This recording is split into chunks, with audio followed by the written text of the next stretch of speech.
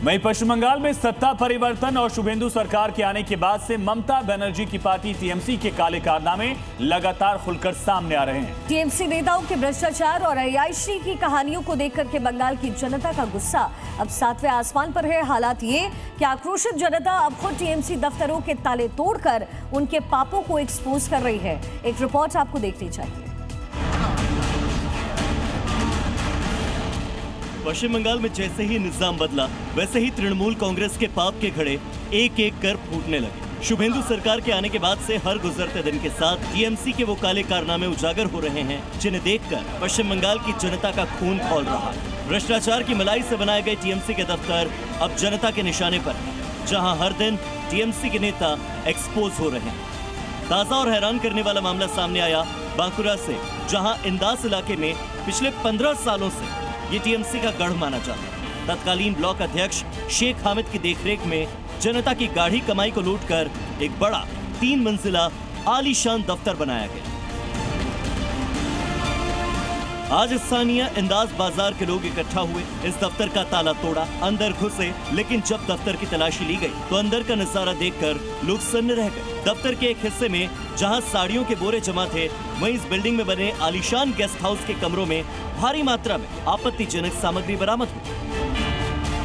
5 star hotel जैसे महंगे furniture और सुख सुविधाओं से सजे इस दफ्तर का इस्तेमाल टीएमसी नेता अपनी मौज मस्ती के लिए करते थे। ये पहली बार नहीं है, इससे पहले भी पश्चिम बंगाल के अलग अलग टीएमसी दफ्तरों में भारी मात्रा में जले हुए और दीमक लगे हुए नोटों के साथ ही भारी मात्रा में अवैध हथियार और कारतूस बरामद हो चुके हैं। यही वजह है कि अब बंगाल की जनता का सब्र का बांध टूट चुका है। जगह जगह जनता टीएमसी नेताओं को सड़क पर पीट रही है और उनके काले साम्राज्य को नेस्तनाबूद कर रही है। हालिया राजनीतिक बदलाव के बाद से टीएमसी के कई बड़े नेता दफ्तरों में ताला लगाकर फरार, लेकिन इंदास ब्लॉक की जनता ने साफ कर दिया कि वो नेताओं की इस लूट को बर्दाश्त नहीं करेगी। स्थानीय लोगों का सीधा आरोप है कि ब्लॉक के टीएमसी नेताओं ने गरीबों के हक के पैसे से अपनी सुख सुविधाओं के लिए ये आलीशान इमारतें खड़ी की थी, जो अब उनके पापों की गवाही दे रही है। हथियारों के जखीरे, दीमक लगे नोट और अब टीएमसी दफ्तरों से मिल रही आपत्तिजनक सामग्री पार्टी के चरित्र पर बड़े सवाल खड़े कर रही है। देखना होगा कि शुभेंदु अधिकारी की सरकार के दौर में इन भ्रष्ट नेताओं पर और क्या सख्त कानूनी शिकंजा कसता है। ब्यूरो रिपोर्ट, जी मीडिया।